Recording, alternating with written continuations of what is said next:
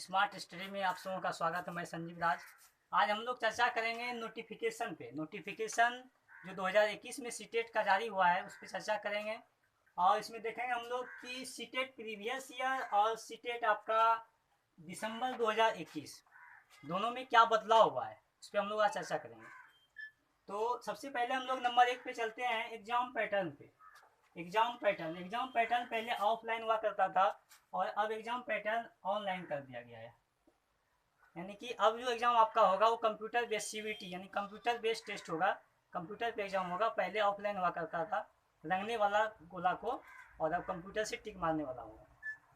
अब हम लोग चर्चा करेंगे 2 नंबर पे सिलेबस के बारे में। सिलेबस के बारे में हल्ला हो रहा है कि बदलाव हुआ है।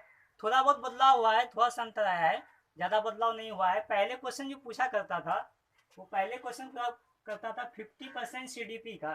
सीडीपी यानी चाइल्ड डेवलपमेंट एंड पेडागोजी, और आपका हो गया 50% डीक्यू पूछा करता था, यानी डायरेक्ट क्वेश्चन पूछा करता था।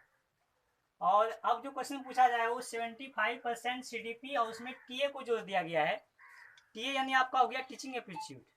तो टीचिंग एप्टीट्यूड क्या होता है, जैसे कुछ क्वेश्चन होता है कि आपका शिक्षण पर आधारित होता है। जैसे कुछ क्वेश्चन आपका हो गया कि कुछ बच्चे पान की दुकान पे हैं और वो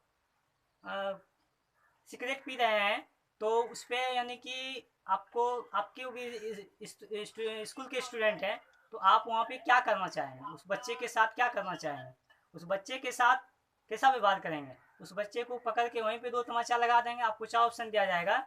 या फिर बच्चे को समझाएंगे, या बच्चे को घर जब लाएंगे यानी कि स्कूल जब आपका आएगा तो वहाँ आपको समझाएंगे। तो एवं प्रकार आपका 4 ऑप्शन दिया जाएगा।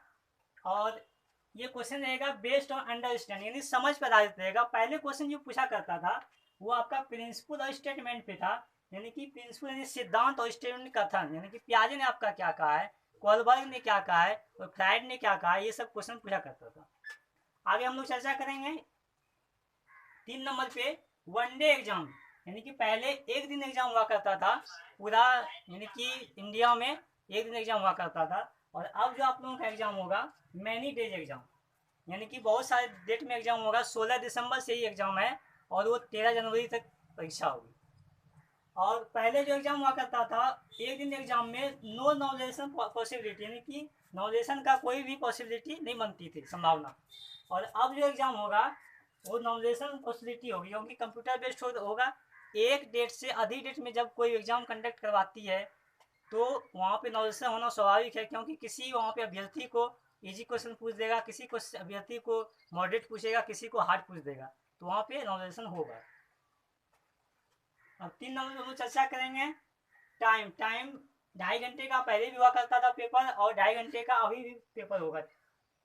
टाइम में कोई बदलाव नहीं किया है, लेकिन टाइम में बदलाव यहाँ पे कंप्यूटर ये कर देता है, क्योंकि टाइम आपका एक ही रखा गया है और ऑनलाइन ऑफलाइन दोनों में अंतर कर दिया गया है। तो कंप्यूटर का नॉलेज पहले नहीं जरूरी था, लेकिन अब आपको कंप्यूटर का नॉलेज होना जरूरी हो गया है।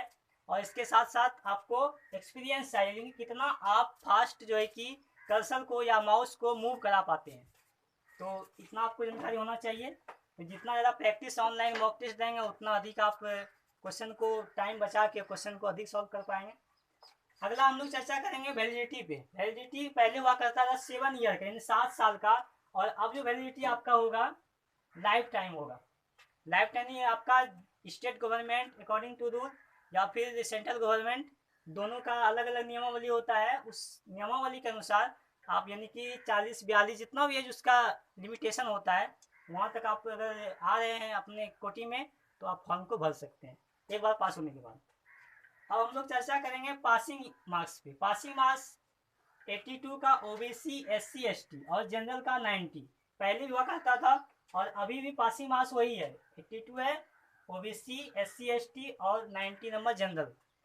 तो चेंजिंग क्या हुआ है, चेंजिंग एस्टेट 2019 के बारे में आप लोगों को पता होगा, बिहार में कंडक्ट हुई थी एस्टेट 2019, यानी कि हाई स्कूल के लिए और +2 के लिए। तो उसमें ऑनलाइन एग्जाम लिया था। तो उसमें नॉमिनेशन जब हुआ तो उसमें बहुत अभ्यर्थी को पहले पास हो रहा था, बाद में फेल हो गया, यानी कि इन मेरिट में आ गया। पहले मेरिट में आ रहे थे क्वालिफाइड होने के बावजूद भी। यानी कि जिस समय क्वेश्चन क्या होता है कि कुछ बच्चे को, कुछ अभ्यर्थी को क्वेश्चन हार्ड पूछ दिया करता है, कुछ को इजी पूछता है। जैसे आपका 150 का एग्जाम हुआ तो उसमें आप 100 ला लिए, आपका इजी क्वेश्चन था। कोई बच्चे 150 में 80 लाए हार्ड क्वेश्चन में, तो नॉमिनेशन के समय आपका नंबर घट सकता है और 80 वाले का नंबर बढ़ सकता है। तो ये नॉमिनेशन का फॉर्मूला होता है। उसके बाद आपका 7 नंबर पर हम चर्चा करेंगे रिजल्ट डेट। रिजल्ट डेट पहले नॉट फिक्स, यानी फिक्स नहीं हो करता था कब रिजल्ट निकलेगा, एक संभावित डेट, टेंटेटिव डेट दे दिया करता था कि इस डेट को एग्जाम का रिजल्ट निकलेगा। और लेकिन अब जो होगा रिजल्ट डेट फिक्स कर दिया कि 15 फरवरी 2021 को आपका रिजल्ट प्रकाशित कर दिया जाएगा। एनी हाउ, नेक्स्ट हम लोग चर्चा करेंगे सीबीएसई कंडक्ट एग्जाम, यानी कि पहले जो एग्जाम करवाती थी कंडक्ट वो सीबीएसई करवाती थी। सीबीएसई अपने से क्वेश्चन बनाती थी और अपने से परीक्षा लेती थी। लेकिन अब जो आपका एग्जाम करवाई वो टेंडर दे दिया जाएगा, यानी ठेका पे दे दिया जाएगा। जैसे आपका टीसीएस कंपनी हो गया, SEIT और टीसीएस, ये सब कंपनी और सभी कंपनी है, लेकिन मुख्य रूप से ये सब कंपनी एग्जाम कंडक्ट करवाती है। जैसे एनटीपीसी का एग्जाम टीसीएस करवाई काउंटर CBT 1 का, और एनटीपीसी के बारे में पता होगा आप लोगों का रिजल्ट होने वाला है, उसके बाद CBT 2 का एग्जाम लेगा। और ग्रुप डी का एग्जाम का डेट इसलिए नहीं निकल रहा है कि ये अभी क्लियर नहीं हो पा रहा है कि एग्जाम NSEIT लेगी या फिर TCS। तो भारत सरकार सोच रही है कि TCS को ही एग्जाम कंडक्ट करवाने के लिए दे दें, क्योंकि अभी जो एग्जाम चल रहा था एनटीपीसी के बाद से एग्जाम बैंक SSC का एग्जाम हो रहा था, वो एग्जाम लगभग क्लियर है और TCS अब खाली हो जाएगा। तो ग्रुप डी का एग्जाम TCS दे सकती है अब। तो TCS जब परीक्षा लेगी तो इसमें क्या होगा,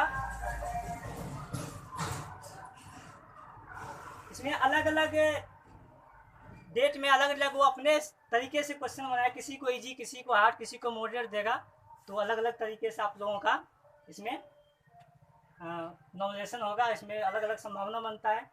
अगले बार हम लोग जो वीडियो लाएंगे वो लाएंगे नियमावली 2020 और नियमावली 2012 पहले जो था, जिसपे अभी बहाली बैकलॉग का चल रहा है, बहाली छठा चरण, और 7वां चरण में क्या क्या बदलाव होगा उस पर हम वीडियो लाएंगे कि क्या क्या नया नियम लागू किया है। जैसे आपका सीटेट का जो कट ऑफ बोनस मार्क्स है वो सब नहीं जुटेगा, उसके बाद मेगा सूची में, और उसके बाद आपका जो मिसाइल लागू कर दिया है, अदर स्टेट वाले अपने यहाँ आवासीय नहीं है अपने स्टेट का तो वो फॉर्म नहीं भर सकते हैं।